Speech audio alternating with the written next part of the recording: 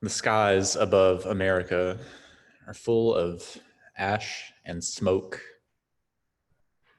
On the West Coast, full of grief and anxiety above DC and our great cities on the East Coast. And a mix of all of that mixed in with fear, dread, hope, somewhere in between. Watching videos of the great fires in the West and hearing stories of the great trees, the old growth forest falling, burning, in some cases exploding,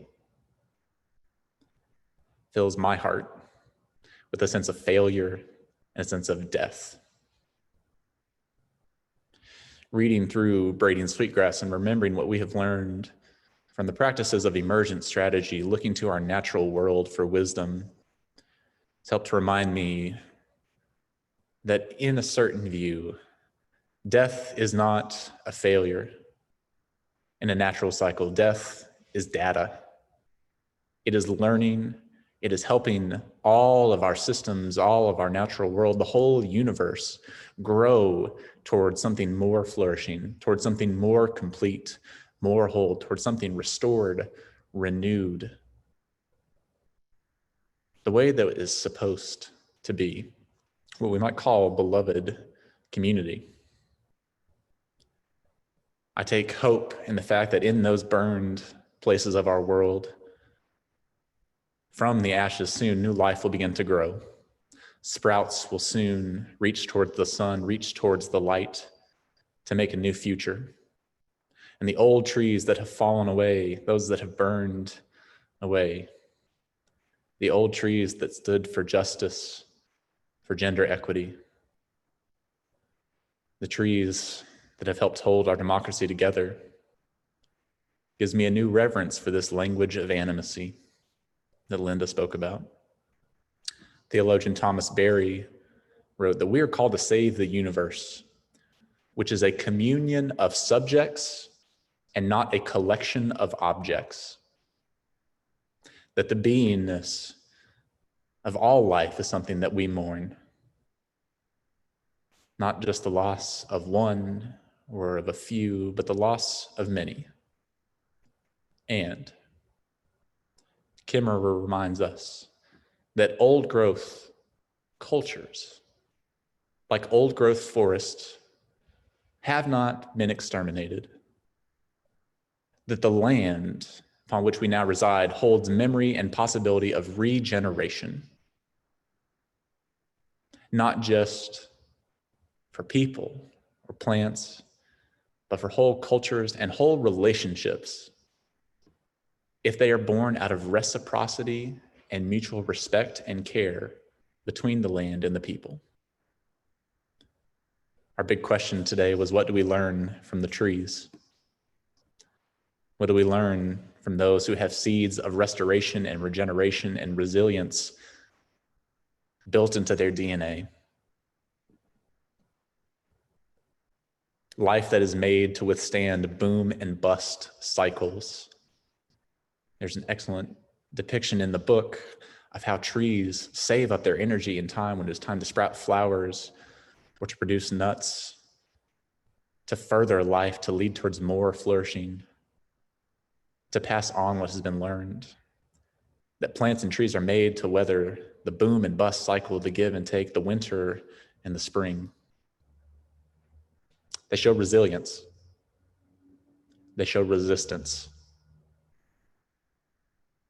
Something I am learning is how to use my weapon that is the size of a fist to be resistant, to be resilient,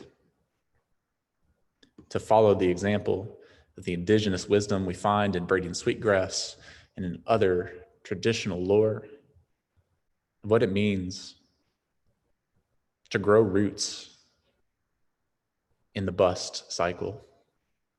When the fire has come through and you feel like everything is devastated around you, what does it mean to put down roots again? What does it mean to ground yourself in love and to spread that love? so that others might find flourishing? What does it mean when the ups and downs of life, the joys and sorrows, the fears and the hopes are all wound together in a single story, sometimes in a single person? When we, like the trees, become resilient, restorative, and resistant,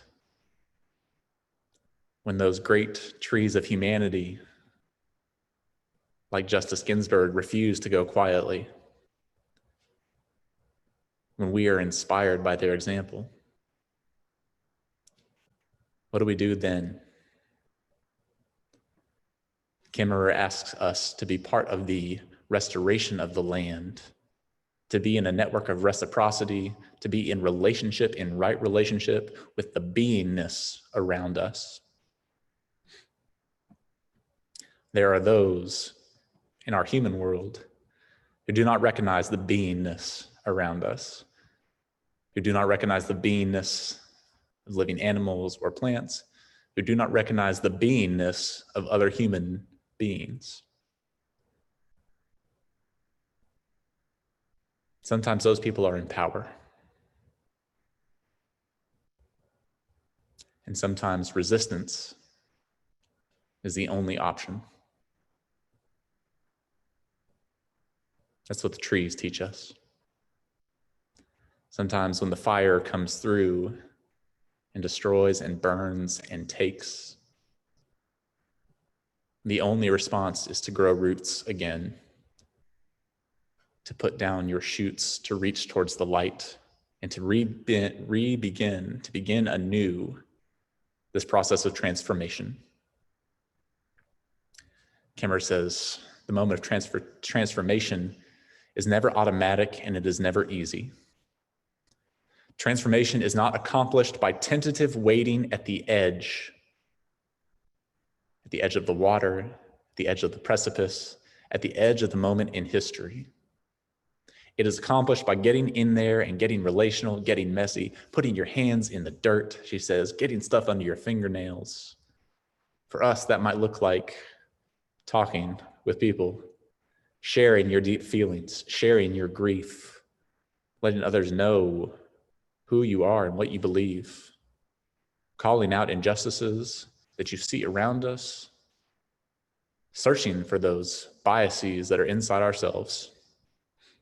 That is work of transformation. My friends, here we are at a moment of transformation. We are a forest of people in animacy of plants, trees, and humans, multiple kinds of life. We have burned ourselves out and down. We have cut one another, and we have been cut down. Ash covers the west, and we mourn what we can't see, especially when we can't see any green growth. Some days feel terrible. And yet, we're called to love the land in an act of reciprocity, to love the physical land and to love the land upon which you reside. But to love a place is not enough, she writes. We must find ways to heal it. Renewal, restoration, that she pronounces restoration, as in telling new stories, building new institutions, telling new stories about who we are, what this country and this land mean and represent. This is the moment of transformation. In the language of my tradition, we call it a kairos moment, a moment of great propitiousness, a time when history will look back and see this as one of the most pivotal moments. We need acts of renewal, of restoration, not just for land that has been burned, polluted, pillaged, degraded, not just for our relationships with the world and with one another, but for this whole country. To restore the honor in the way that we live, as Kimmerer writes, so that when we walk through the world, we don't have to avert our eyes with shame, so that we can hold our heads up high and receive the respectful acknowledgement of the rest of the earth's beings, calling us to live in a better way, a new way, a way of right relationship. For us, my friends, we are invited to start small. Small is good, small is all, says Emergent Strategy. Finding right relationship, finding ways to restore, renew your relationships with yourself, with your breath, with your body, to find relationship with the land that you're on, with your house, your yard, your house plants, and stretch outward, your neighbors, that friend you haven't talked to in a while. Restoring right relationship might look like meeting the family on the block that you've seen and said hi to, but never had a conversation with. It might look like calling up that friend you haven't spoken to and had a disagreement over politics or religion or whatever, and following the example of the Iroquois nation and burying the hatchet, putting away those weapons of war and finding a new weapon, one that is the size of a fist. It might look like making sure your neighbors have what they need to flourish, making sure everyone has enough food, water, companionship. And it might look like telling a new story about our institutions. It might look like making sure everyone on your block has a plan to vote, making sure everyone on your block is registered, knows where their polling place is, has a ride to get there, knows the process.